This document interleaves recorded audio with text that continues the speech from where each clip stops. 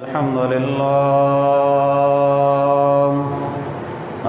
لله نحمده ونستعينه ونستغفره ونعوذ بالله من شرور أنفسنا ومن سيئات أعمالنا من يهده الله فلا مضل له ومن يضلل فلا هادي له وأشهد أن لا إله إلا الله وحده لا شريك له وأشهد أن محمدًا عبده ورسوله أما بعد فإن خير الحديث كتاب الله وخير الهدي هدي محمد صلى الله عليه وسلم وشر الأمور محدثاتها وكل محدثة بدعة وكل بدعة ضلالة وكل ضلالة في النار. يا أيها الذين آمنوا اتقوا الله حق تقاته ولا تموتن إلا وأنتم مسلمون.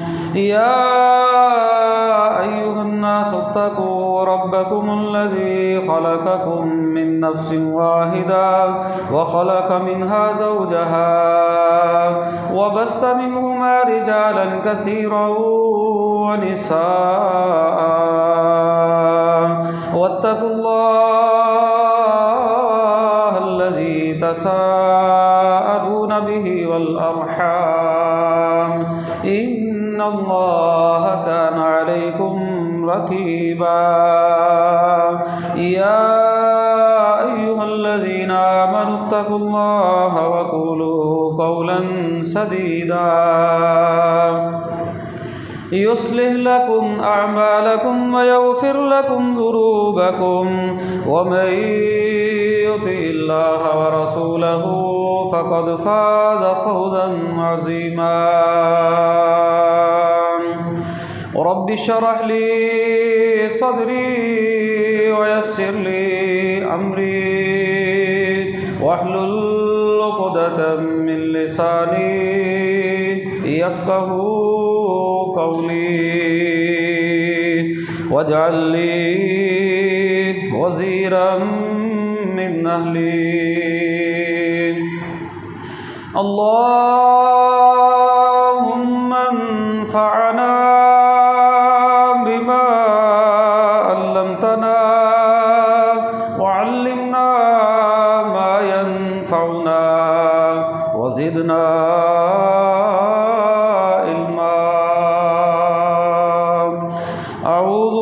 السميع العليم من الشيطان الرجيم من همزه ونفخه ونفثه. بسم الله الرحمن الرحيم.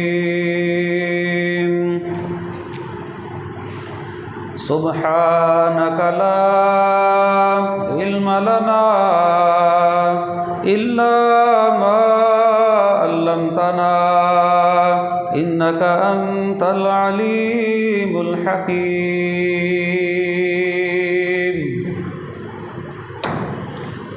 ہر قسم کی حمد و ثنا، بڑائی، کبریائی، یکتائی، بادشاہی، شہنشاہی اللہ رب العالمین کی ذات کے لیے خاص ہے، جو علی کل شیء قدیر ہے، فعال لما یرید ہے، ہر چیز پر وہ قادر ہے، جو وہ چاہتا ہے وہ کرتا ہے. درود و سلام امام الانبیاء خاتم النبیین رحمۃ للعالمین جناب محمد رسول اللہ صلی اللہ علیہ وسلم کی ذات گرامی پر خاص. بخشش و رحمت کی دعا صحابہ کرام، اہل بیت، تابعین نظام، اولیاء کرام، محدثین نظام اور بزرگان دین کے لیے. حمد و ثنا کے بعد میرے قابل احترام بزرگوں، ساتھیوں، دوستوں، میری ماں اور بہنوں، نبی پاک صلی اللہ علیہ وسلم کی ایک حدیث ہے. آپ فرماتے ہیں لوگوں دو چیزوں میں حسد جائز ہے. مطلب دو چیزوں میں تم رشک جو ہے وہ کر سکتے ہو. ایک وہ بندہ جس بندے کو اللہ رب العالمین نے مال دیا اور وہ مال جو ہے وہ دن اور رات اللہ رب العالمین کی راہ کے اندر جو ہے وہ خرچ کرتا ہے، جہاں پر دیکھتا ہے وہاں پر خرچ کرتا ہے، کنجوسی نہیں کرتا، بخیلی نہیں کرتا۔ ایسے بندے کو دیکھ کر اس پر جو ہے وہ حسد اور رشک کرنا جائز ہے کہ یا اللہ تو مجھے بھی مال عطا فرما، میں بھی جو ہے وہ تیری راہ میں تیرے اس بندے کی طرح جو ہے وہ تیری راہ میں مال خرچ کروں۔ اور ایک وہ بندہ جس بندے کو اللہ رب العالمین نے علم عطا کیا، وہ بندہ جو ہے وہ دن اور رات اللہ کے دین کا علم جو ہے وہ پھیلاتا ہے، لوگوں کی رہنمائی کرتا ہے، لوگوں کو دین سکھاتا ہے، لوگوں کی رہنمائی کرتا ہے۔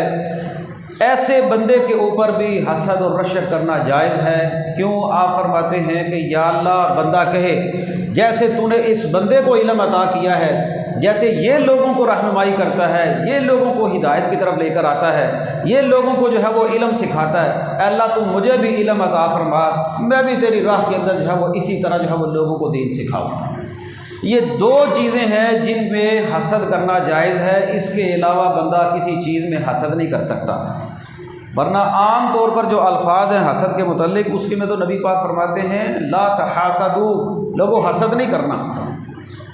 لیکن ان چیزوں میں جو حسد ہے اس کا مطلب رشک کرنا جائز ہے، کہ بندہ خوش ہو کہ اللہ کتنا خوش نصیب تیرا یہ بندہ ہے کہ تیرے دیے ہوئے مال میں سے تیری راہ میں خرچ کرتا ہے، تیرے دیے ہوئے علم میں سے، تیرے سکھائے ہوئے علم میں سے، تیرے سکھائے ہوئے دین میں سے یہ آگے لوگوں کو جو ہے وہ دین سکھاتا ہے، مجھے بھی جو ہے وہ ایسا علم عطا فرما۔ اور یہی وجہ ہے جناب رسول اللہ صلی اللہ علیہ وسلم جو ہے وہ علم میں اضافے کی دعائیں جو ہے وہ امت کو سکھائی۔ قرآن مجید میں آتا ہے رب زدنی علما، اے میرے اللہ میرے علم میں اضافہ فرما۔ اور ایک دعا اللہ کے نبی صلی اللہ علیہ وسلم پڑھا کرتے اللہم انفعنی بما علمتنی، اے اللہ مجھے وہ علم دے جو تو نے مجھے سکھایا ہے، اس میں میرے لیے نفع رکھ دے۔ وعلمنی ما ینفعنی وزدنی علما، اور مجھے ہر وہ چیز سکھا جس میں میرے لیے فائدہ ہے اور میرے علم میں بھی اضافہ فرما۔ اور قرآن مجید میں یہ جو دعا ہے جو موسیٰ علیہ السلام کو اللہ تعالیٰ نے کہا تھا رب اشرح لی صدری ویسر لی امری، اے اللہ میرے سینے کو کھول دے، میرے معاملے کو آسان کر دے، واحلل عقدۃ من لسانی، اے اللہ میری زبان میں جو لکنت ہے اس لکنت کو دور کر دے، یفقہوا قولی، تاکہ میں لوگوں کو کوئی بات سمجھانا چاہوں تو لوگوں کو میری بات سمجھ میں آ جائے۔ یہ بھی اللہ تعالیٰ کا ایک بڑا انعام ہوتا ہے بندے پر کہ بندہ کسی کو کوئی بات سمجھائے اور اس کی سمجھ میں آ جائے۔ ورنہ بندہ بعض دفعہ کسی بندے کو بات سمجھاتا تھک جاتا ہے، کہتے یار میں تو سمجھا کر تھک گیا ہوں، تجھے سمجھ ہی نہیں آ رہی۔ مطلب یہ ہے کہ اے اللہ اتنا آسان کر دے کہ میری بات کو لوگ جو ہے وہ سمجھ سکیں۔ اور علم بھی وہ اس علم کے لیے جناب رسول اللہ دعا کیا کرتے تھے جو علم فائدہ مند علم ہے۔ اللہم انی اعوذ بک من علم لا ینفع، نبی پاک دعا کرتے ہیں اللہ میں تجھ سے ایسے علم سے پناہ مانگتا ہوں جو علم نفع نہ دے، ایسا علم جس علم میں کوئی فائدہ نہیں، ایسے علم سے میں تیری پناہ مانگتا ہوں۔ موجودہ دور میں سمجھ لیں کہ بے عملی، علم ہو بندے کے پاس لیکن عمل کوئی نہ ہو، ایسا علم جس سے بندے کی زندگی میں تبدیلی نہ آئے، اس کو پتہ چل جائے قرآن و سنت یہ ہے، وہی یہ ہے، اللہ کے احکامات یہ ہیں، یہی علم ہے۔ اس علم کا پتہ چل گیا مجھے اور پھر اس کے باوجود میں اس علم پر عمل نہیں کر سکا، ایسا علم نہیں دینا جو مجھے نفع نہ دے۔ اللہم انی اعوذ بک من علم لا ینفع واعوذ بک من قلب لا یخشع، ایسا دل نہیں دینا جو تیری باتیں سننے کے بعد ڈرے نہ، ومن نفس لا تشبع، ایسا نفس نہ دینا جو کبھی بھرے ہی نہ، یعنی کہ انسان کا پیٹ بھرتا ہی نہیں، ایسا دل جو کبھی سیر ہی نہیں ہوتا، بس مالی آ جائے اکٹھا کر لے۔ اور ومن دعاء لا یستجاب لہا، ایسی دعا سے تیری پناہ مانگتا ہوں جو دعا تیرے ہاں قبول ہی نہیں ہوتی۔ گویا کہ نبی پاک صلی اللہ علیہ وسلم نے سر فہرست جس چیز سے پناہ مانگی نہ، فرمایا اللہ میں ایسے علم سے تیری پناہ مانگتا ہوں جو نفع نہ دے۔ حضرات محترم، یہ علم ہے جس علم کے متعلق جناب رسول اللہ صلی اللہ علیہ وسلم فرماتے ہیں نظر اللہ امرا سمع مقالتی، اللہ اس بندے کو تر و تازہ رکھے، اللہ اس بندے کے چہرے کو تر و تازہ رکھے، اللہ اس کو خوش و خرم رکھے۔ کون دعا کر رہا ہے؟ جناب رسول اللہ صلی اللہ علیہ وسلم۔ سامع مقالتی، جس بندے نے میں محمد کی کسی بات کو سنا صلی اللہ علیہ وسلم، یعنی کہ حدیث کو سنا، جس نے میں محمد کی کسی حدیث کو سنا، فحافظھا، اس کو یاد کر لیا، وأداھا ووعاھا وأداھا کما سمعھا، اس کو آگے لوگوں تک ایسے پہنچا دیا جس طرح اس نے اس کو سنا تھا، یاد کر لیا، اس کی حفاظت کی۔ جو بندہ جناب رسول اللہ صلی اللہ علیہ وسلم کی ایک حدیث کو یاد کر کے آگے لوگوں تک پہنچاتا ہے، اس کو نبی پاک دعا دے رہے ہیں اللہ اس بندے کو تر و تازہ رکھے، خوش و خرم رکھے۔ کتنا خوش نصیب وہ بندہ ہے۔ اور پچھلے خطبے میں نے آپ کو بتایا تھا کہ نبیوں کا جو علم ہے، نبیوں کی جو وراثت ہے، یہی قرآن و سنت کا علم ہوا کرتا ہے۔ اب جو بندہ جتنا علم حاصل کرے گا اتنی زیادہ وراثت وہ نبیوں کے علم سے حاصل کر لے گا، اتنا خوش نصیب ہو بندہ ہے۔ اور یہ جو قرآن کتاب ہے، ان اللہ یرفع بہذا الکتاب اقواما ویضع بہ آخرین، اللہ فرماتے ہیں اللہ اسی کتاب قرآن مجید کی وجہ سے لوگوں کو دنیا میں عزت بھی دیتا ہے، اور اس کے اوپر عمل نہ کرنے کی وجہ سے اللہ ذلت بھی دیتا ہے۔ موجودہ دور میں سمجھ لیں کہ مسلمانوں کی ذلت کا جو سبب ہے وہ قرآن مجید کو چھوڑنا ہے، اور اگر کسی بندے نے اپنا اوڑھنا بچھونا قرآن کو بنا لیا ہے، اس کے مطابق زندگی گزارتا ہے، اس پر عمل کرتا ہے، وہ بندہ جو ہے وہ دنیا میں بھی اعلیٰ اور عرف ہے، کامیاب ہے، اور آخرت میں بھی۔ اللہ کے نبی صلی اللہ علیہ وسلم فرماتے ہیں جو بندہ قرآن کا حافظ ہوگا، قرآن کا عالم ہوگا، قرآن کے مطابق زندگی گزاری ہوگی، قرآن کو یاد کیا ہوگا، اللہ فرمائیں گے اقرأ ورتقِ ورتل کما کنت ترتل فی الدنیا، اب یہ قرآن پڑھتا جا اور جنت کی منزلیں اور سیڑھیاں چڑھتا جا، جہاں پر والناس کی سین آئے گی وہاں پر جو ہے وہ تیری آخری منزل ہوگی۔ یعنی کہ دنیا میں بھی کامیابی ہے، آخرت میں بھی جو ہے وہ کامیابی ہے۔ کس کی وجہ سے؟ علم کی وجہ سے، قرآنی علم کی وجہ سے۔ اور قربان جائے کسی بندے کو پروٹوکول جو ہے وہ دنیا کی پولیس دیتی ہے، کوئی جو ہے وہ گارڈ دیتا ہے، کوئی بندہ جو ہے وہ اپنے کسی عزیز کو پروٹوکول دیتا ہے۔ یہ جو علم پڑھنے والا بندہ ہوتا ہے نا، اس کا پروٹوکول دیکھیں۔ پہلی بات اللہ کے نبی فرماتے ہیں من سلک طریقا، جو بندہ علم پڑھنے کے لیے راستے پر نکل پڑا نا، سہل اللہ طریقا، اللہ تعالیٰ اس کے لیے جنت کی طرف راستہ جو ہے وہ آسان فرما دیتے ہیں۔ اور آگے پروٹوکول دیتے ہوئے فرمایا کہ جو بندہ علم حاصل کرنے کے لیے گھر سے نکلتا ہے، اللہ کے فرشتے اس کے پاؤں کے نیچے اپنے پر بچھاتے ہیں۔ سمندر کے اندر رہنے والی مچھلیاں اس بندے کے لیے استغفار کرتی ہیں، دعائیں کرتی ہیں، اور فرمایا جو بلوں کے اندر چیونٹیاں ہیں نا، وہ بھی اس بندے کے لیے دعا کرتی ہیں۔ اللہ اکبر اللہ۔ وہ ایک الگ بات ہے کہ قرآن و سنت پڑھنے والے بندے کو کبھی بھی غمگین نہیں ہونا چاہیے بندے کو۔ میں یہ اکثر کہتا ہوں کہ جس بندے کے پاس اللہ کی قسم قرآن کی دولت ہے نا، پھر بھی اس کے دل کے اندر یہ بات آتی ہے کہ بھائی میں لوگوں سے پیچھے رہ گیا ہوں، اس بندے نے قرآن کی قدر نہیں کی۔ اگر وہ سمجھتا ہے کہ میرے پاس مال نہیں، یا میرے پاس کوئی جو ہے وہ بنگلہ نہیں، کوئی گاڑی نہیں، کوئی میرے پاس نوکری نہیں، کوئی بزنس نہیں، لیکن اس کو اللہ نے قرآن کا علم دیا ہے، اس کو اللہ تعالیٰ نے سنت کا علم دیا ہے، لیکن وہ اس کی نقدری کرتا ہے، اللہ کا شکر نہیں ادا کرتا۔ دنیا میں سب سے بڑھ کر عزت والی کوئی چیز ہے نا، اللہ رب العالمین نے جو دنیا میں قیامت تک کے لیے رکھی ہے وہ تو قرآن مجید ہے۔ اور جس کو اللہ تعالیٰ نے قرآن مجید کا علم دے دیا ہے اس کی نقدری نہ کرے۔ جو بندہ قرآن و سنت کا علم پڑھنے کے لیے نکلتا ہے، اللہ کے فرشتے اس کے پاؤں کے نیچے جو ہے وہ پر بچھاتے ہیں۔ وہ نظر نہیں آتے، وہ ایک الگ بات ہے، لیکن ہمارا تو ایمان ہے جناب رسول اللہ صلی اللہ علیہ وسلم کی حدیث پر۔ اللہ نے سمندر میں رہنے والی مخلوق مچھلیوں کو اس کام پر لگا دیا کہ میرے اس بندے کے لیے دعا کرو۔ اور بلوں میں جو چیونٹیاں ہیں، کتنی تعداد میں چیونٹیاں ہیں، کتنی تعداد میں مچھلیاں ہیں، کتنا وہ خوش نصیب بندہ ہے جو علم پڑھتا اور پڑھاتا ہے، علم سیکھتا اور سکھاتا ہے۔ خیرکم من تعلم القرآن، جناب رسول اللہ فرماتے ہیں تم میں سے بہترین وہ شخص ہے جو قرآن پڑھتا ہے، آگے لوگوں کو پڑھاتا ہے، سیکھتا بھی ہے، سکھاتا بھی ہے۔ یہ بہترین ہم میں سے کوئی بندہ دوسرے کو نہیں کہہ رہا، یہ کون کہہ رہا ہے؟ امام الانبیاء صلی اللہ علیہ وسلم۔ وہ اپنے نصیبے پر خوش ہونا چاہیے۔ اور آپ صلی اللہ علیہ وسلم فرماتے ہیں جو قوم کسی جگہ پر کوئی مجلس قائم کرتی ہے دین کا علم سیکھنے سکھانے کے لیے، پڑھنے پڑھانے کے لیے، جس طرح ایک اب دین کی ایک مجلس ہے، اللہ کے نبی صلی اللہ علیہ وسلم فرماتے ہیں اللہ تعالیٰ ان کے اوپر 4 انعامات کرتے ہیں۔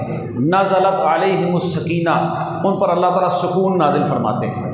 غشیتہم الرحمہ، اللہ کی رحمت ان کو جو ہے وہ ڈھانپ لیتی ہے۔ حفتہم الملائکہ، اللہ کے فرشتے ان کو جو ہے وہ ڈھانپ لیتے ہیں۔ وذکرہم اللہ فی من عندہ، اللہ تعالیٰ ان بندوں کا ذکر اپنے پاس جو رہنے والے مقرب فرشتے ہیں نا ان میں نام لے لے کر کرتے ہیں، میرے فلاں فلاں بندے دیکھو میرا ذکر کر رہے ہیں۔ اللہ اکبر اللہ اکبر، اللہ تعالیٰ خود کہتے ہیں فرشتوں میں کہ دیکھو میرے بندے جو ہے وہ ذکر کر رہے ہیں۔ یہ کتنا خوش نصیب وہ بندہ ہے جو قرآن مجید کے ساتھ، علم کے ساتھ اپنا تعلق جو ہے وہ مضبوط کر لیتا ہے، اس کے ساتھ اپنے آپ کو جوڑ لیتا ہے۔ اور آپ صلی اللہ علیہ وسلم فرماتے ہیں کہ تم میں سے کوئی بندہ صبح کے وقت وادی عقیق کے اندر چلا جائے، وادی بطحا کے اندر چلا جائے، اور صبح صبح اس کو 2 بہترین مہنگی ترین سرخ اونٹنیاں مل جائیں، بغیر کسی رشتہ داری کو توڑے، بغیر جو ہے وہ کوئی کام غلط کیے، بغیر صلہ رحمی کو ختم کیے، اور انعام کے اندر ہی ویسے ہی مل جائیں، کیا تمہارے لیے بہتر نہیں؟ کیا تم میں سے کوئی بندہ پسند نہیں کرتا؟ صحابی کہتے ہیں کہ یا رسول اللہ، ہم میں سے تو ہر کوئی بندہ اس بات کو پسند کرے گا صبح صبح جائے اور فری میں اس کو 2 اونٹنیاں مل جائیں مہنگی ترین۔ اونٹنیوں کا مطلب سمجھ لیں، آج کی جو سب سے مہنگی ترین گاڑی ہے نا، مہنگی ترین گاڑی آج کے دور میں، کہ بندے کو پتہ ہو بھائی صبح صبح میں فجر کے وقت نکلوں گا اور فجر کے وقت نکل کر مجھے فلاں علاقے میں پیدل چل کر جانا پڑے گا، تو مجھے 2 گاڑیاں انعام میں ملیں گی، 2 گاڑیاں۔ اس وقت جو سرخ اونٹ تھے، بہترین مہنگے ترین اونٹ، آپ نے مثال دی۔ صحابی کہنے لگے یا رسول اللہ، ہم میں سے تو ہر کوئی بندہ اس بات کو پسند کرے گا۔ آپ نے فرمایا جو بندہ صبح کے وقت نماز ادا کرے، نماز کے بعد صبح کے وقت جو ہے وہ بندہ قرآن کی 2 آیات کو پڑھ کر سمجھ لے، وہ ایسے ہی ہے جیسے اس کو 2 اونٹنیاں مل گئی۔ اب آگے تمہاری مرضی ہے، 3 والے کو 3، 4 والے کو 4، 5 والے کو 5، جتنی آیات تم سمجھو گے اتنا انعام تمہیں ملے گا۔ اور یہ کتنا بڑا انعام ہے اللہ رب العالمین کا، یہ تو دنیا کا انعام ہے کہ انسان کی جو طبیعت، اور اللہ جانتا ہے انسان کی طبیعت لالچ بھری ہے، ہمیں واقعہ تو نہیں پتہ ہونا، ہمیں صبح کی نماز میں یہ فلاں چیز جو ہے وہ ملے گی، کوئی بندہ گھر میں سویا نہ رہے، لیکن ہمارا لگاؤ چونکہ ایمان ہے نا، ایمان کا تعلق غیب کے ساتھ ہے۔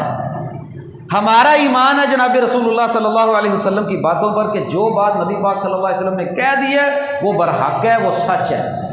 حضرت آدم کے متعلق میں نے آپ کو بتایا، حضرت آدم علیہ السلام کو اللہ تعالیٰ نے جو سجدہ کروایا وہ علم کی وجہ سے تھا۔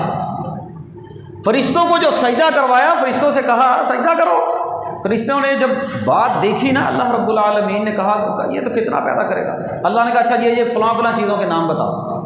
جب فرشتوں نے نہیں بتائے، اللہ نے آدم کو سکھا دیے تھے، جب آدم علیہ السلام نے نام بتائے تو اللہ رب العالمین سے فرشتے کہنے لگے سبحانہ، اے اللہ تو پاک ہے، لا علم لنا الا ما علمتنا، علم تو ہمارے پاس صرف وہی ہے جو تو نے ہمیں سکھایا ہے۔ اور آدم کو جو فوقیت اور برتری ملی وہ علم کی وجہ سے تھی، اللہ تعالیٰ نے علم عطا کیا۔ آپ قرآن مجید کا اگر مطالعہ کریں نا، حضرت یوسف علیہ السلام کا تذکرہ اللہ رب العالمین نے کیا ہے۔ جب بادشاہ وقت نے حضرت یوسف علیہ السلام کو بلایا نا، تو یوسف علیہ السلام کہنے لگے انی خزائن الارض انی حفیظ علیم، میرے پاس نا یہ جو زمینوں کا علم ہے نا وہ میرے پاس ہے، ایسا کرے کہ مجھے خوراک کا محکمہ جو ہے وہ دے دے۔ انی خزائن الارض انی حفیظ علیم، یہ قرآن کے الفاظ ہیں، میرے پاس یہ محکمہ ہے۔ اور اگر آپ قرآن مجید کو بغور پڑھیں نا، جب یوسف علیہ السلام کو عزیز مصر کی بیوی نے برگلایا نا اور یوسف علیہ السلام جیل چلے گئے، تو جیل میں یوسف علیہ السلام کی ملاقات جو ہے وہ 2 قیدیوں کے ساتھ ہوئی۔ آپ بار بار پڑھ لیں، تفصیل کے ساتھ آپ کو جو ذکر مل جائے گا۔ وہ 2 بندے جو ہے وہ ان کو خواب آیا، وہ خواب جو ہے وہ اپنا یوسف علیہ السلام سے ذکر کرنے لگے، کہنے لگے دخل معه السجن فتیان قال احدهما انی ارانی اعصر خمرا، ایک کہنے لگا مجھے خواب یہ آیا ہے کہ میں شراب نچوڑ رہا ہوں، وقال الاخر انی ارانی احمل فوق رأسی خبزا تأکل الطیر منه، میں دیکھتا کیا ہوں، میں نے اپنے سر پر جو ہے وہ روٹیاں اٹھائی ہوئی ہیں اور اس سے پرندے جو ہے وہ کھا رہے ہیں نوچ نوچ کر، ہمیں اس کی تعبیر بتائیں، اس کے بارے میں تعبیر بتائیں۔ یوسف علیہ السلام نے دونوں کو تعبیر بتائی کہ ایک تم میں سے مارا جائے گا، ایک تم میں سے جو ہے وہ بچ جائے گا۔ جب تعبیر بتائی نا تو یوسف علیہ السلام نے جو بچ جانا تھا نا اس کو یہ کہا جب اپنے بادشاہ کے پاس جائے گا نا تو میرے بارے میں بھی بتانا ایک بندہ یوسف جو ہے وہ جیل میں بغیر کسی وجہ کے جیل میں پڑا ہے، قید ہے، اب وقت کے نبی ہیں یوسف علیہ السلام۔ بعض دفعہ ایسا ہوتا ہے کہ آزمائش آ جاتی ہے بغیر کسی وجہ کے بھی بندہ جو ہے وہ ایسے ہی پکڑا جاتا ہے۔ اب یوسف علیہ السلام کا گناہ بھی کوئی نہیں تھا لیکن الزام لگ چکا تھا۔ اب الزام لگنے پہ آئے تو وقت کے نبی پر بھی لگ جائے، الزام لگنے پہ آئے تو امی عائشہ پر بھی لگ گیا تھا رضی اللہ تعالی عنہا۔ وہ تو اللہ رب العالمین جس کی حفاظت کرے، پاک دامنی کی گواہی دے دے، اور پھر مکر، خواتین کا مکر، اللہ اکبر، قرآن کہتا ہے ان کیدکن عظیم، اور تمہارا مکر تو بہت بڑا مکر ہے۔ عزیز مصر نے کہا تھا نا اپنی بیوی سے ان کیدکن عظیم، بہت برا بڑا مکر ہے ان کا، بغیر کسی وجہ کے چلے گئے۔ جب تعبیر بتائی نا پھر بادشاہ کو ایک اور خواب آیا۔ ایک وقت بادشاہ نے اپنے معبر بلائے، سارے جو ہے وہ رعایا کے اندر جتنے لوگ تھے ان کا، بادشاہ نے کہا مجھے خواب آیا کہ 7 موٹی گائیاں 7 پتلی گائیوں کو کھا رہی ہیں، اور پہلے جو ہے وہ ایسے مجھے معلوم ہوتا ہے وقال الملک انی ارى 7 بقرات سمان یاکلهن 7 عجاف و7 سنبلات خضر واخر یابسات، 7 بالیاں خشک ہیں، 7 بالیاں جو ہے وہ سرسبز ہیں۔ مجھے جو اس کے بارے میں کوئی خواب آئی ہے مجھے سمجھ نہیں آئی۔ معبروں کو کہا مجھے تعبیر بتاؤ، معبر کہنے لگا ازغاث و احلام، ہمیں تو اس خواب کی سمجھ ہی کوئی نہیں آ رہی، ہمیں نہیں پتہ۔ اب وہ جو بندہ تھا نا جس کو یوسف علیہ السلام نے قید کے دوران جو ہے وہ خواب کی تعبیر بتائی تھی، وہ بچ گیا تھا، ایک مارا گیا تھا۔ اب اس بندے کو یاد آئی، بادشاہ سے کہنے لگا ہاں ایک بندہ ہے جس کے پاس خوابوں کی علم کا، تعبیر کا علم ہے۔ وہ گیا جیل میں یوسف علیہ السلام کے پاس، یوسف علیہ السلام سے جا کر کہنے لگا بادشاہ کو یہ خواب آیا، اس کی تعبیر بتاؤ۔ یوسف علیہ السلام نے تعبیر بتا دی کہ تمہارے پاس 7 سال جو ہے وہ ایسے آئیں گے، تم خوشحالی کے ساتھ گزارو گے، پھر 61 سالی کا دور آئے گا۔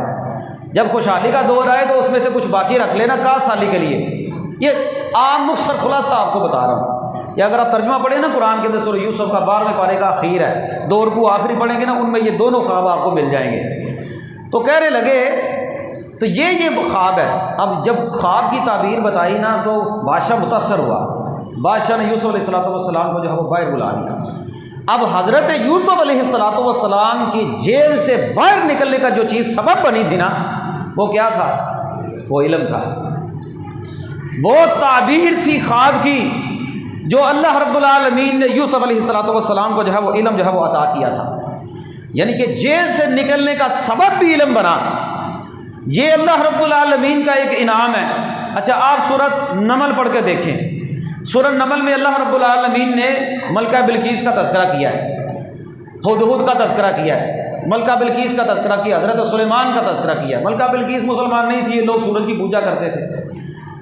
حضرت سلیمان علیہ السلام کو آ کر ہدہد نے آ کر بتایا کہ میں نے ایک قوم ایسی دیکھی ہے جو سورج کو سجدہ کرتی ہے، وہ اللہ کو سجدہ نہیں کرتی۔ یہ اللہ کے بندو قرآن ہے، یہ دلچسپ واقعات قرآن مجید میں اللہ رب العالمین نے بیان کیے ہیں۔ حضرت سلیمان علیہ السلام کو جو ہے اس چیز پر غصہ آیا، انہوں نے کہا اس کے پاس رکا دے کر بھیجا، مطیع ہو جا، فرما بردار ہو جا، مسلمان ہو جا، سب کچھ چھوڑ دیں گے، صرف ایک اللہ کی عبادت ہے۔ خیر وہ جو ہے اس نے تحفے تحائف دے کر بھیجے، لیکن حضرت سلیمان کو اس بات پر غصہ لگا، ہم نے تحفے تحائف تمہارے چاہیے نہیں۔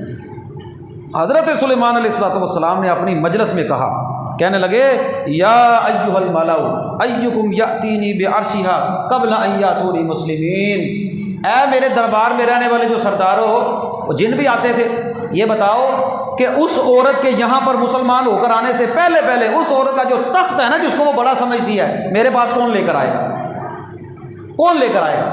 ایک کہنے لگا قال الذی قال عفریت من الجن انا آتیک بہ قبل ان تقوم من مقامک، ان میں سے جو جنوں میں سے بڑا جن تھا نا، جو سردار جن تھا، عفریت تھا، کہنے لگا میں آپ کے یہاں پر کھڑے ہونے سے پہلے وہ لے آؤں گا، جب تک آپ یہاں پر اپنی مجلس میں اس سے پہلے لے آؤں گا۔ یعنی کہ اتنی طاقت جنوں کے پاس۔ اللہ تعالیٰ نے اس سے آگے جو الفاظ ذکر کیے ہیں نا وہ ہے قال الذی عنده علم من الکتاب انا آتیک بہ قبل ان یرتد الیک طرفک، آپ کے پلک جھپکنے سے پہلے میں اس تخت کو آپ کے پاس لے آؤں گا۔ یہ اس بندے نے کہا جس کے پاس کتاب کا علم تھا۔ اب کتاب کا علم کیا تھا، تفصیل کا وقت نہیں ہے، لیکن جو علم یہ تھا، بعض نے کہا ہے کہ وہ خود حضرت سلیمان ہی تھے، کیونکہ اللہ تعالیٰ نے ان کو جو ہے وہ علم عطا کیا تھا، وہ بادشاہ تھے، یا اس قوم میں ایک بندہ تھا جس کو اسم اعظم کا علم تھا، اس نے دعا کی تو اللہ رب العالمین نے جو ہے اس کو جو ہے، لیکن جو قرآن میں الفاظ ذکر کیے نا وہ یہ ہے قال الذی عندہ علم من الکتاب۔ ایک عفریت تھا جنوں میں سے بڑا جن، وہ کہنے لگا میں لے آتا ہوں آپ کے کھڑے ہونے سے پہلے ادھر ہی، ابھی آپ ادھر ہی ٹھہرے، وہاں بھی آیا۔ لیکن ایک بندہ جس کے پاس کتاب کا علم تھا وہ کہنے لگا میں آپ کے جہاں پر پلک جھپکنے سے پہلے لے آتا ہوں۔ اس کے پاس علم تھا کس کا؟ کتاب کا۔ تو یہاں پر بھی اللہ رب العالمین نے جو ہے وہ علم کی فضیلت جو ہے وہ بیان کی ہے، جن کو اللہ تعالیٰ نے ملکہ عطا کیا۔ ایک مرتبہ حضرت عمر رضی اللہ تعالیٰ عنہ فرماتے ہیں نبی پاک صلی اللہ علیہ وسلم کے پاس ہم بیٹھے ہوئے تھے، ایک بندہ آیا، سفید اس نے کپڑے پہنے ہوئے، لمبے لمبے اس کے بال، اور ہم اس کو جانتے بھی نہیں تھے، اور اس بندے کے اوپر سفر کے آثار بھی نہیں تھے، یعنی کہ پہلے جو سفر ہوتا تھا وہ یہی نہیں پر ہوتا تھا، گھوڑوں پر ہو گیا، اونٹوں پر ہو گیا، سفر بھی نہیں نظر آ رہا کہ یہ بندہ سفر کر کے آیا، کوئی گردوں کو باہر کوئی مٹی، اور ہم اس کو جانتے بھی نہیں تھے کہ یہ مدینے کا رہنے والا، ہمیں تو پتہ ہی نہیں تھا۔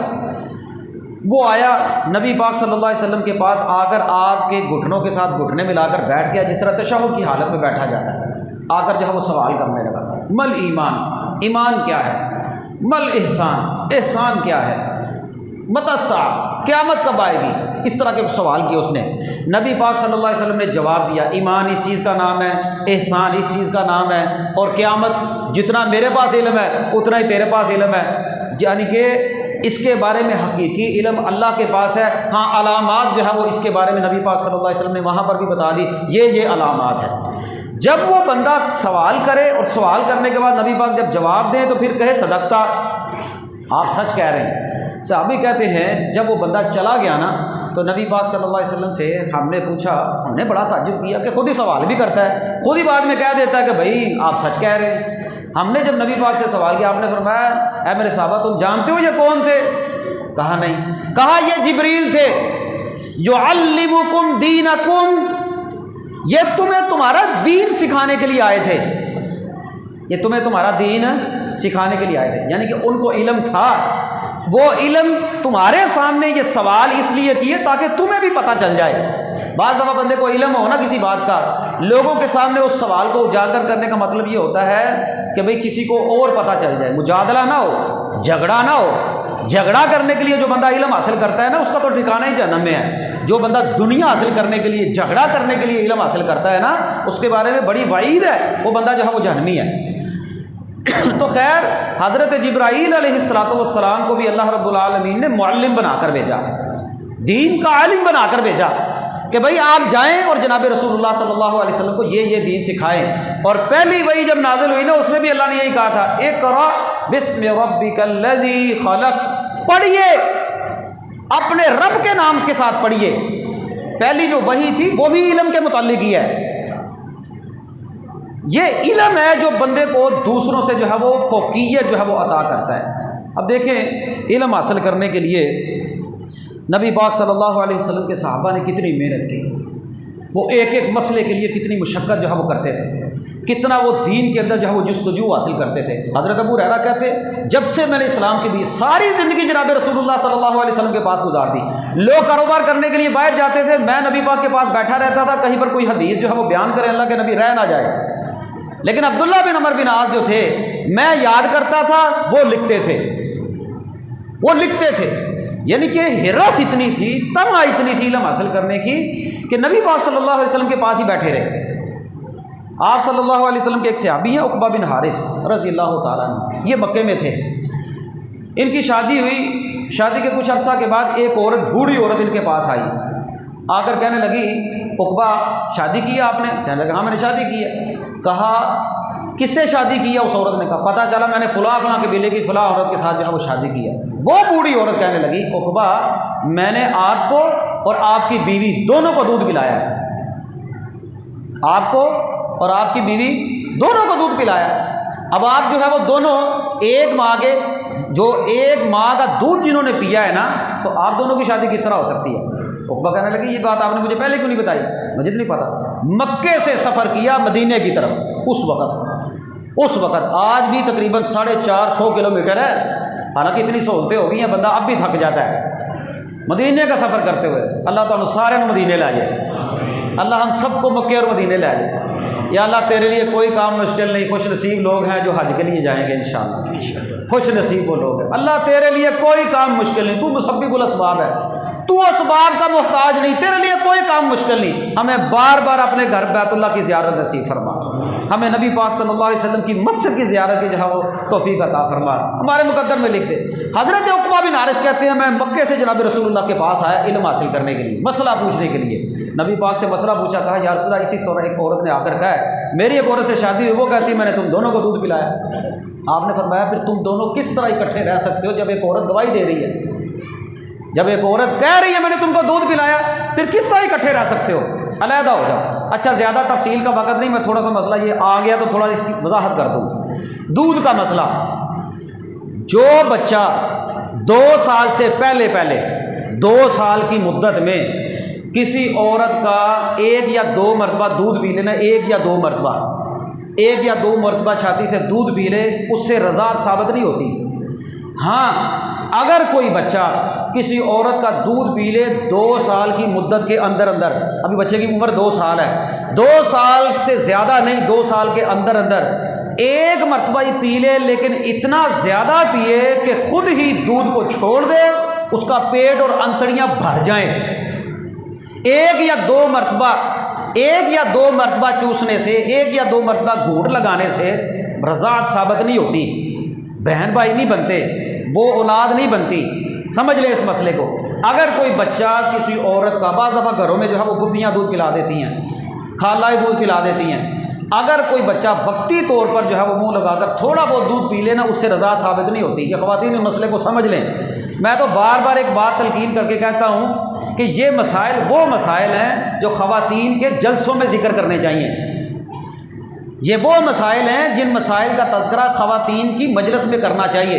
میں اگر ان مسئلوں کو زیادہ کھولوں گا نا تو پھر فتویٰ میرے اوپر ہی لگے گا، بچے بھی ہوتے ہیں، یہ ہوتا ہے، عورتیں ہوتی ہیں۔ حالانکہ اگر خواتین ہی ان مسائل کو کھول کر بیان کریں، کیونکہ دودھ خواتین ہی پلاتی ہیں، خواتین کے مسائل ذکر کریں، لیکن ہوتا کیا ہے، اس بات کو برا سمجھا جاتا ہے۔ وہ جلسہ آپ 15 دن کے بعد کر رہے ہیں، یا مہینے کے بعد، یا سال کے بعد کر رہے ہیں، 2-3 عورتیں آپ نے بلا لی ہیں، وہ راگ لگانے پہ لگی ہوئی ہیں۔ راگ لگایا، وہ پتہ کیا ہے، وہ مولویوں کی نقلیں اتارتی ہیں۔ یہ جو مولوی کو ربانی کی طرف اتار رہی ہے، کوئی جزدانی کی طرف اتار رہی ہے، نقلیں اتارتی ہیں۔ وہ نقلیں اتارنا مردوں میں بھی آ گیا، وہ نقل اتارنے والا سسٹم عورتوں میں بھی آ گیا۔ ہن بین جہی وہ بندے بھی سنتے ہیں، بین ہی بیبیاں سنتی نے۔ انہیں سانوں کوئی گوا کے گل سناؤ، گا کے، سانوں کو سیدھی گل نہیں سمجھ آتی، سیدھی گل نہیں سمجھ آتی۔ ہمارے استاد تھے، اللہ ان کے برابر کرے، وہ کہتے ہوتے تھے اگر ان سے کہو نا کہ میں یہاں شہر گجرانوالہ سے میں نے ڈسکے جانا تھا، سیالکوٹ جانا تھا، راستے میں نے ڈسکے میں نکلا، میں گجرانوالہ سے نکلا، میں ڈسکے چلا گیا، ڈسکے سے میں نے گاڑی لی، پھر میں سیالکوٹ چلا گیا۔ انہوں نے کچھ بھی نہیں ہونا، انہوں نے کہا کہ ہے کیا کچھ بھی نہیں۔ اگر انہوں نے کہا نا میں گھروں نکلیا، میں گڈی لئی، میں اتوں ڈسکے ٹر گیا، تے ڈسکے تو میں ٹر گیا سیالکوٹ، اتوں میں اپنا کام جانا سی، میں سیدھا اپنے گھر ٹر گیا۔ انہیں کہنا سبحان اللہ۔ یقین کرو، یعنی کہ کیا ہو کیا رہا ہے، گاڑی لی، گھر سے ڈسکے چلا گیا، ڈسکے سے سیالکوٹ چلا گیا۔ اب یہ بات میں نے بھی کی ہے، کو سمجھ آئی ہے، لیکن انہوں نے کہو نا میں گھروں نکلیا تیار ہو کے، میں گڈی لئی، گڈی لے کے میں ڈسکے ٹر گیا، ڈسکے تو اگوں میں سیالکوٹ ٹر گیا۔ سبحان اللہ ہے کیا یہ علم بیان ہو رہا ہے؟ یہ کھیل ہے۔ ترنم کے اندر ٹھیک ہے، کوئی بندہ جو ہے وہ گفتگو کر، میں کہ بات کر رہا تھا، مرد بھی اسی کام پہ لگ گئے، کہانیوں پہ لگ گئے، اور عورتیں بھی اسی کام پہ لگ گئی۔ اللہ کے بندوں، خواتین کو اکٹھے کر کے، ان کو اکٹھا کر کے بتانے کا، مسئلہ سمجھانے کا مطلب یہ ہے۔ اب یہ جو مسئلے ہیں نا، یہ راگ لگا کر بیان نہیں ہو سکتے۔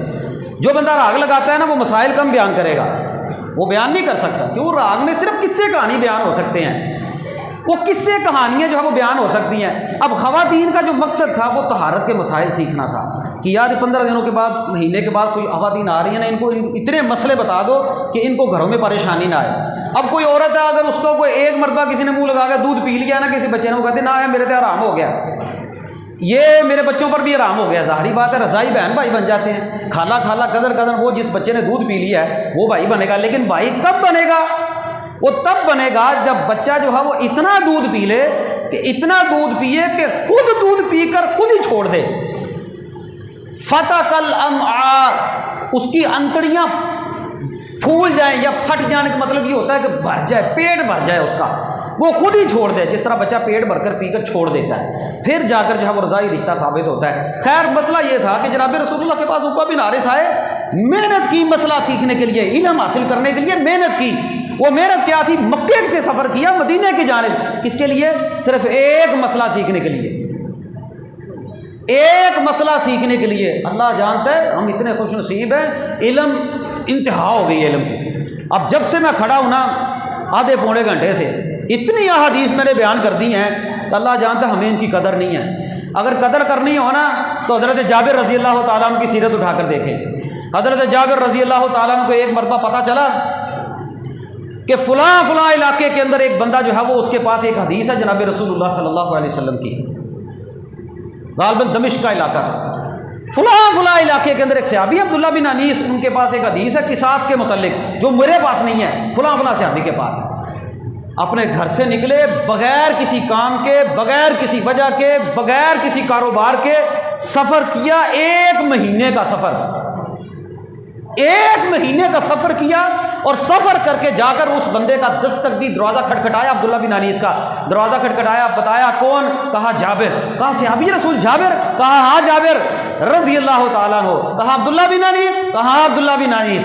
کہا آپ اندر آئیے، بیٹھیے، کوئی پانی پیجیے، آرام کیجیے۔ کہا نہیں، اس سے پہلے ایسا نہ ہو کہیں میرے اوپر موت کا وقت آ جائے، مجھے جناب رسول اللہ صلی اللہ علیہ وسلم کی وہ حدیث بیان کریں جو آپ کے پاس ہے۔ اللہ اکبر، اللہ، مجھے جناب رسول اللہ کی وہ حدیث سنائیں جس کے متعلق میں سفر کر کے آیا ہوں، ایسا نہ ہو کہ مجھے موت آ جائے۔ علم حاصل کرنے کا شوق، محنت، مشقت، ہمیں تو آج قدر ہی نہیں نا جناب رسول اللہ صلی اللہ علیہ وسلم کی احادیث کی، قدر ہی کوئی نہیں ہے۔ فری میں جو علم ملتا ہے نا اس کی قدر ہی کوئی نہیں ہوتی۔ اللہ کے بندو، جب جمعہ شروع ہوتا ہے یہ اتنا بڑا خطبہ کیوں دیا جاتا ہے کہ 1 ہفتے کے بعد لوگ آئیں، سنیں، علم حاصل کریں، لیکن چند لوگ جو ہے وہ خطبہ شروع ہونے سے پہلے آتے ہیں، باقی سارے بعد میں۔ اس کی قدر کوئی نہیں نا، اس کی قدر اس لیے نہیں کہ ہمیں ضرورت کوئی نہیں اسلام کی، ہم نے اسلام کو اتنی اہمیت ہی کوئی نہیں دی۔ آپ قرآن مجید پڑھ کر دیکھ لیں، بہت سارے لوگوں نے اللہ کی توفیق کے ساتھ سورہ کہف جو ہے وہ آج پڑھی ہے۔ سورہ کہف میں اللہ رب العالمین نے حضرت موسیٰ علیہ السلام اور حضرت خضر کا ذکر کیا، حضرت موسیٰ اور حضرت خضر کا۔ موسیٰ علیہ السلام سے کسی بندے نے کہا کہ آپ کے پاس، آپ سے بڑھ کر بھی کسی کے پاس علم ہے؟ کہنے لگے مجھ سے بڑھ کر کسی کے پاس کوئی علم نہیں۔ اب قرآن کہتا ہے فوق کل ذی علم علیم، ہر علم والے سے اوپر ایک علم والا ہے، ہر علم والے سے۔ اور اللہ کا علم ان اللہ قد احاط بكل شيء علما۔ حضرت موسیٰ اور حضرت خضر تھے، ایک چڑیا آئی، اس نے سمندر میں سے، دریا میں سے 1 یا 2 چوچ پانی لیا، کہا موسیٰ یہ جو چڑیا ہے نا اس نے جتنا پانی پیا ہے نا، میرا علم جو آپ کے پاس نہیں اور آپ کا علم جو میرے پاس نہیں، ہمارا علم اور سارا علم دنیا کا جتنا بھی ہو جائے وہ ایسے ہے جیسے اس دریا سے اس چڑیا نے 1 یا 2 چوچ پانی پی لیا، 1 قطرہ 2 قطرہ، باقی سارا سمندر یہ اللہ رب العالمین کا علم ہے، اللہ کے پاس اتنا علم ہے۔ حضرت موسیٰ کہنے لگے مجھ سے بڑا تو کوئی علم عالم ہی نہیں ہے۔ اللہ کو یہ بات پسند نہ آئی، اللہ نے کہا فلاں علاقے کے اندر جائیں، وہاں پر آپ کو میرا ایک بندہ ملے گا خضر، یہ قرآن کے الفاظ ہیں۔ حضرت موسیٰ نکلے، ساتھ میں اپنے غلام کو بھی لے کر نکلے، وہ نکلے، کشتی کا سفر کیا، لمبا سفر کیا۔ اللہ نے علامت یہ بتائی تھی کہ یہ جو کشتی ہے اس کشتی میں ایک مچھلی ہے، یہ مچھلی جب اس بندے کی جگہ آئے گی نا یہ وہاں پر چھلانگ لگا کر چلی جائے گی اور وہاں پر سرنگ بن جائے گی۔ قرآن پڑھا کرے، قرآن کو ترجمے کے ساتھ پڑھا کرے، آپ کو قرآن مجید کا پتہ چلے کہ یہ اللہ تعالیٰ نے قرآن میں باتیں کی ہیں، یہ وہاں پر سرنگ بن جائے گی۔ موسیٰ علیہ السلام نکلے، ساتھ ان کے جو ہے ان کا ایک غلام تھا، بعض نے کہا یوشع بن نون تھے، وہ آئے، جب یہ گئے تو اب باتوں باتوں میں بھول گئے، یا آرام کر رہے تھے، کشتی آگے نکل گئی، جب آگے جا کر دیکھا مچھلی ہے نہیں، مچھلی نے جہاں پر چھلانگ لگائی تھی وہاں پر ایک علامت بن گئی تھی، اللہ نے بتایا تھا جو علامت بنے گی ایک سرنگ نما چیز بن جائے گی چھلانگ لگانے کی وجہ سے، آپ نے وہاں پر ہی ڈھونڈنا ہے، وہاں پر میرا بندہ خضر ہوگا۔ حضرت موسیٰ آگے چلے گئے، بندہ بھی سب کہنے لگے مچھلی کدھر ہے؟ مجھے تو نہیں پتا، مجھے تو شیطان نے بلا دیا، مجھے تو یاد ہی نہیں، مجھے لگتا ہے وہ پیچھے فلاں جگہ پر مچھلی نے چھلانگ لگا دیا۔ وہ اپنے ہی نقش قدم پر واپس آئے، مسافر آ کر وہاں پر دیکھا وہ جگہ مل گئی، اور پھر وہاں پر ایک بندے کو دیکھا وہ چادر لے کر بیٹھا ہوا ہے، کہا کون؟ کہا خضر۔ کہا میں موسیٰ ہوں، میں آپ سے کچھ علم حاصل کرنا چاہتا ہوں، میں سیکھنا چاہتا ہوں، میں بنی اسرائیل کا نبی جو ہے وہ موسیٰ ہوں۔ حضرت خضر کہنے لگے آپ میرے ساتھ صبر نہیں کر سکتے، جو کام میں کروں گا آپ اس پر صبر نہیں کر سکتے، آپ نہیں میرے ساتھ ٹھہر سکتے۔ کہنے لگے نہیں، میں آپ کے ساتھ ٹھہروں گا، کہ پھر گفتگو نہیں کرنی، صبر کرنا ہے، جو بھی ہوگا اس پر بولنا نہیں، سوال نہیں کرنے۔ اب اتنی شرطیں طے ہو گئی، حضرت موسیٰ علیہ السلام نے ساری شرطیں بھی مان لی۔ کس وجہ سے؟ آپ مجھے علم سکھائیں۔ اتنا لمبا سفر کیا، سفر بھی کرنے کے بعد پھر وہ شرطیں بھی طے کی، وہ شرطیں بھی ساری مان لی۔ کس وجہ سے؟ کہ مجھے علم سکھائے۔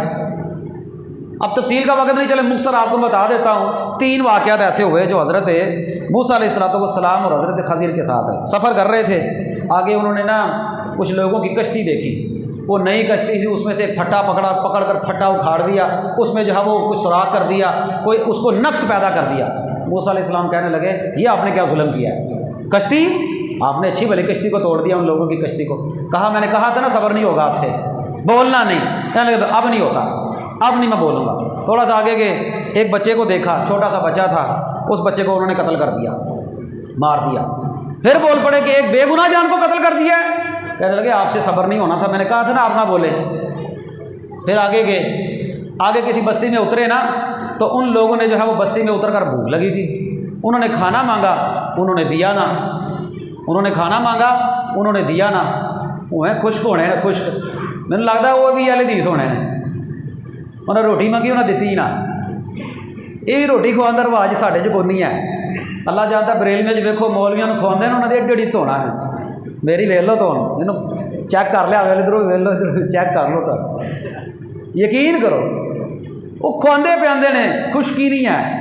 یہ ایڈے خشک نے، نہ سحری، نہ افطاری، نہ عید، نہ جمعے نو ہی ہوتا نا۔ اِننے بندے آتے ہیں، چلو ایک بندہ ہی کہنا مول صاحب چلو میرے روٹی کھا لو، میرے نال اتفاق ہی نہیں ہوتا۔ آپ جاج صاحب ہے نے، اللہ نے رحمت کرے، اللہ نے جان مال چ برکت دے، کدی کدی لے جاتے ہیں۔ میں نہیں آتا کہ ہوں تھی تیاری کر کے رکھو روٹی واسطے، مطلب ہے کہ گھروں میں اپنے جو ہے وہ احباب کے ساتھ، دوست احباب کے ساتھ ملنا جلنا، نمازیوں کے ساتھ اطعموا الطعام، کھانا کھلانا، کھانا پکانا، اس سے محبت پیدا ہوتی ہے۔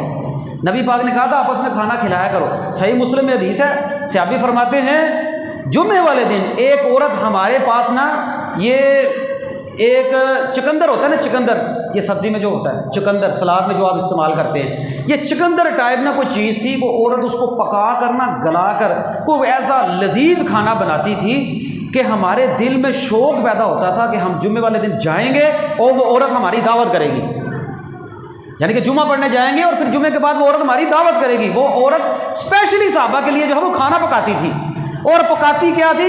کچھ چکندر ٹائپ کو چیز جو ہے وہ پکاتی تھی۔ حضرت موسیٰ اور حضرت خضر جو ہے وہ جب ایک بستی میں اترے نا، بھوک لگی تھی، انہوں نے مانگا کھانا۔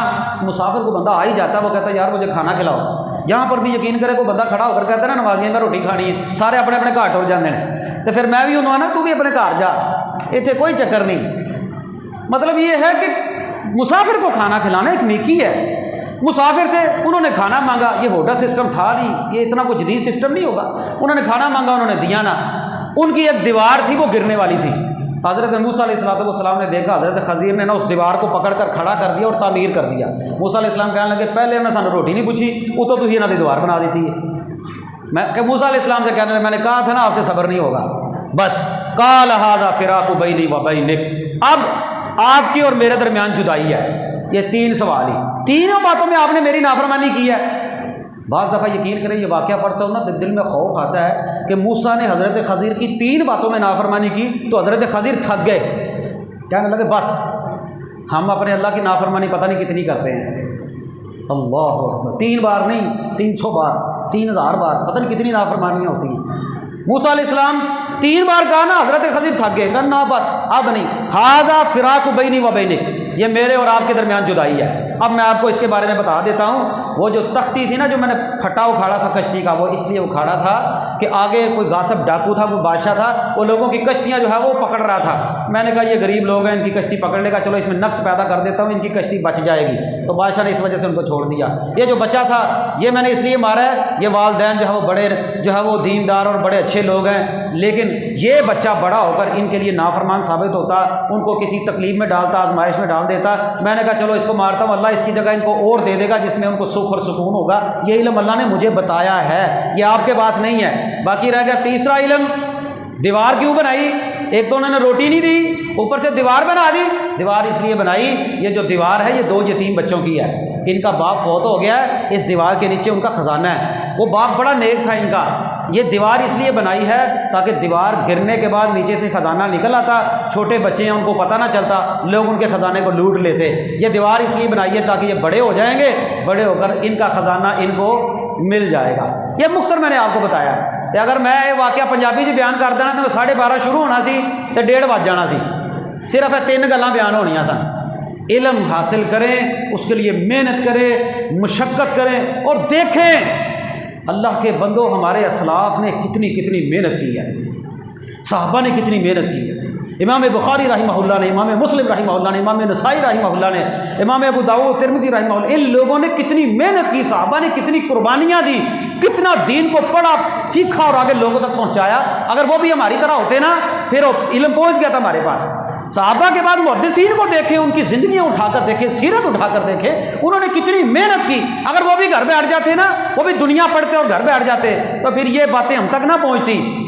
امام بخاری رحمہ اللہ کے بارے میں آپ پڑھ کر، صرف امام بخاری کے بارے میں، امام بخاری کہتے ہیں میں نے یہ جو کتاب صحیح البخاری لکھی ہے نا، اس کو لکھنے میں 16 سال کا عرصہ لگا ہے، 16 سال کا عرصہ، اور اپنی کتاب صحیح البخاری کے اندر تقریباً 7,500 احادیث لے کر آئے ہیں تقریباً، اور ہر حدیث لکھنے سے پہلے غسل کرتے، غسل کرنے کے بعد 2 رکعت نماز ادا کرتے، اس کے بعد ایک حدیث جو ہے وہ لکھتے۔ اللہ، ہر حدیث میں نے آپ کو سینکڑوں حدیثیں سنا دی ہیں، لیکن امام بخاری رحمہ اللہ کی محنت یہ تھی، خلوص کا عالم یہ تھا، نبی پاک کی حدیث کا احترام یہ تھا، 16 سال لگ گئے حدیث لکھنے میں۔ ہر حدیث لکھنے سے پہلے غسل کرتے، 2 رکعت نماز ادا کرتے، پھر اس کے بعد حدیث لکھتے۔ یہ جو امام بخاری رحمہ اللہ کی حدیث ہم آپ کے سامنے بیان کرتے ہیں، اللہ نے پھر دیکھی ان کو اس میں بھی کتنی عطا۔ آج امام بخاری رحمہ اللہ کی حدیث کی کتاب کی پتہ نہیں سینکڑوں کی اندر شرح ہو چکی ہے، اور بر صغیر پاک و ہند کے اندر ہمارے علماء نے تھوڑی محنت نہیں کی۔ جہاں پر کوئی فتنہ آپ کو نظر آئے گا، وہ مرزا قادیانی کا فتنہ ہو، وہ بڑے جو ہے وہ دہریوں کا فتنہ ہو، ہر جگہ آپ کو کتاب و سنت کا علم، اس کے مقابلہ کرنے والے لوگ ملیں گے۔ کسی نے کتابوں کی صورت میں لکھا، کسی نے تقریروں کی صورت میں لکھا۔ بر صغیر پاک و ہند کے اندر سید نذیر حسین محدث دہلوی رحمۃ اللہ علیہ، اللہ ان کی قبر پر کروڑوں رحمت نازل فرما۔ اتنا علم طالب علموں کو سکھایا، کلی بن کے کام کرتے خود، اور طالب علموں کو لے کر آتے خود، کلی بن کر ان کا سامان اٹھا کر اپنے مدرسے میں لے کر آتے، بچوں کو پڑھاتے، کلی کا کام بھی کرتے، بچوں کو بھی پڑھاتے، ان کے کھانے کا بھی انتظام کرتے کہ لوگ علم پڑھے۔ اتنی قربانیاں، اور پھر اس کے بعد ان کے ایک شاگرد ہیں، انڈیا سے علم حاصل کیا، وزیر آباد کے اندر آ کر بیٹھ گئے، عبد المنان وزیر آبادی، اللہ ان کے اوپر بھی کروڑوں رحمت نازل۔ ہمارے پاکستان پنجاب کے جتنے بھی علماء ہیں جن کا تعلق قرآن و سنت کے ساتھ ہے، اسلاف ہیں، سلف ہیں، کوئی ایک آپ کو استاد ایسا نہیں ملے گا جس کی فہرست کے اندر عبد المنان وزیر آبادی اس کے استادوں میں نہ ہو، اور ایک ٹانگ سے معذور شخص ایک دیوار کے نیچے بیٹھ کر خلوص کے ساتھ علم پڑھایا، لوگوں کو سکھایا۔ اللہ کے فضل و کرم سے ان کے شاگردوں میں حافظ محبت محدث گوندلوی رحمۃ اللہ علیہ، علامہ احسان علیہ ظہیر رحمۃ اللہ علیہ، حبیب الرحمانی یزدانی، حافظ عبد المنان نور پوری، عبداللہ رحمہ اللہ، عبد القادر محدث روپڑی خاندان، غزنوی خاندان، اللہ کے بندوں، اتنے لوگ جنہوں نے علم حاصل کیا اور ہم تک علم پہنچایا۔ ان لوگوں نے اتنی قربانیاں دی، اگر وہ بھی ہماری طرح گھروں میں بیٹھ جاتے، اپنے بچوں کو دین نہ پڑھاتے تو پھر یہ دین ہم تک کس طرح پہنچتا؟ آپ کبھی کسی طالب علم کی زندگی تو دیکھیں، سالوں سال لگ جاتے ہیں، 7 8 سال، 16 سال کا عرصہ، روزانہ 16 گھنٹے کی تعلیم بغیر کسی وقفے کے، اور ہر جگہ پر مدارس میں کھانا اچھا نہیں ہوتا، جیسا مل گیا۔ یا آپ نے پٹھان نہیں دیکھے تھے، وہ ایک ہی ڈول لے کر آتے تھے بیچارے، 10 گھروں سے انہوں نے کھانا ایک ہی ڈول میں ڈال لینا ہے، ساگ آیا وہ بھی پا لیا، میتھی آئی وہ بھی پا لی، گوبھی آئی وہ بھی پا لی، دال آئی وہ بھی پا لی، سارا کچھ ایک ہی ڈول کھا سکتے ہو۔ یہ دین کے لیے قربانیاں ہیں، دین ایسے نہیں پڑھا جاتا۔ پھر وہ اپنے چھوٹے بچے حفظ کرنے والے، قرآن پڑھنے والے، یہ حفظ کرنا کھانا ہی دا واڑا نہیں، سارا دن ایک ایک آیت کو سینکڑوں ہزاروں مرتبہ پڑھنا پڑتا ہے، پھر جا کر قرآن کی آیات یاد ہوتی ہیں، تو پھر بھی ساڈے ورگے آنے آفا جی گلتیاں بڑی آندیاں ساڈے نخرے ہی نہیں مکتے۔ کرو ہاں قرآن کے 2 رکوع یاد، کرو ہاں بیٹھ کر قرآن مجید کی کسی صورت کو یاد، پتہ چل جائے گا قرآن مجید کس طرح یاد ہوتا ہے۔ وہ ایک الگ بات ہے، ہمارے ہاں اس کی قدر ہی کوئی نہیں۔ بچے چھوٹے بچے صابن گاچی بغیر مشینوں کے ہاتھوں کے ساتھ کپڑے دھوتے ہیں، دن اور رات سالوں سال اپنے ماں باپ سے دور رہتے ہیں۔ علم حاصل کریں۔ اگر آپ کو اللہ رب العالمین نے موقع دیا ہے، آپ بھی نبیوں کے وارث بننا چاہتے ہیں، تو دین کے لیے محنت کریں، مشقت کریں۔ حضرت جابر کی سیرت اٹھا کر دیکھیں، اللہ کے نبی کی ایک حدیث سیکھنے کے لیے 1 مہینے کا سفر کرتے ہیں۔ کیوں جی انشاءاللہ ہم میں سے ہر کوئی بندہ، پچھلے خطبے میں میں نے کہا تھا، اللہ کا نام لے کر اپنے گھروں میں قرآن کا ترجمہ تو شروع کرے نا۔ سارے پڑھو گے انشاءاللہ قرآن کا ترجمہ، اپنے بچیوں بھی پڑھاؤ گے انشاءاللہ، بیٹیوں کو بھی پڑھائیں گے انشاءاللہ۔ اور نہیں ٹائم ملتا صبح فجر کی نماز ساڑھے کو پڑھ لیا کرو، آگے 1 یا 2 آیت اسی پڑھنے ہیں، 1 یا 2 آیات ہم پڑھتے ہیں، اللہ کا نام لے کر آئیں، انشاءاللہ اللہ کی رحمت کے ساتھ بہت کچھ سیکھنے کو ملے گا۔ ایسا نہ ہو ہم مر جائیں اور اللہ تعالیٰ ہم سے کہے اور میرے پاس تمہارا ایک پیغام قرآن مجید آیا تھا، ساری زندگی میں تو نے اس کو کھول کر سیکھا ہی نہیں، پڑھا ہی نہیں، سمجھا ہی نہیں، تو نے یہ ہی نہیں سیکھا کہ اس میں ہے کیا۔ چلیں ٹائم آپ کا زیادہ ہو گیا، ایک مثال دیتا ہوں۔ میرا بیٹا یا آپ کا بیٹا عربوں میں سے کسی جو ہے وہ ملک میں چلا جائے، عربوں میں کسی ملک میں چلا جائے، وہ عربی زبان میں خط بھیجے، عربی زبان میں خط لکھ کر بھیجے، وہ آ جائے خط آپ کے گھر، وہ خط میں آپ کو کیا لکھ کر بھیجتا ہے، کچھ بھی اس نے لکھا ہے لیکن آپ کو پتہ نہیں، آپ وہ خط لے کر اس کو اپنے گھر میں رکھ دیں گے یا بے چین ہو جائیں گے کہ سالوں سے میرا بیٹا گھر میں نہیں آیا، اس نے پتہ نہیں میرے لیے کیا لکھ کر بھیجا ہے۔ خط بھیجا ہے نا، میرے بیٹے نے خط بھیجا ہے، میں اس کو پڑھوں تو صحیح۔ اگر اس کو خود نہ آتا ہوگا، وہ کسی عربی دان کے پاس جائے گا، کیا کر کے یار اس کو پڑھ کر تو دکھاؤ اس میں ہے کیا، میرے بیٹے نے میرے لیے پیغام کیا بھیجا ہے۔ اچھا ہمارا بچہ، ہماری اولاد وہ عربی میں اگر کوئی خط لکھے ہم بے چین ہو جائیں، ایک خط اللہ رب العالمین نے یہ ہمارے پاس بھی بھیجا ہے، وہ ہمارے دل میں کبھی بے چینی ہوئی نہیں کہ یار یہ کتاب قرآن مجید ہمارے پاس آئی ہے، اس کو کبھی کھول کر اس کو پڑھو تو صحیح۔ بس یہ چومیا چٹیا، یہ گلاب چلویٹیا تو اچا کر کے رکھ چھڑیا، اچا کر کے کڑیاں دے چھڑیا، انہوں سایا کر کے انہوں اچا کر کے رکھ چھڑیا۔ یہ جنہ اچا ہو گیا نا، ساری پہنچ تو دور ہو گیا۔ قرآن کو ہم نے دور کر دیا، موبائل کو ہم نے قریب کر لیا۔ کم از کم زندگی میں ایک مرتبہ قرآن ضرور پڑھیں ترجمے کے ساتھ، ہمیں پتہ تو چلے اللہ نے ہمارے لیے بھیجا کیا ہے۔ سارا کوئی مولویوں سے چھڑ دیتا ہے، محنت کریں، مشقت کرنی پڑے کریں، اس کے لیے دن اور رات ایک کرنا پڑے تو کریں، کسی طریقے سے آپ قرآن و سنت کا علم ضرور حاصل کریں تاکہ ہر کوئی بندہ ہمیں ادھر ادھر نہ لگا سکے۔ اللہ تعالیٰ سے دعا ہے اللہ ہمیں صحیح معنوں میں قرآن و سنت کا علم حاصل کرنے کی توفیق عطا فرما۔ اقول قولی ھذا استغفر اللہ لی و لکم۔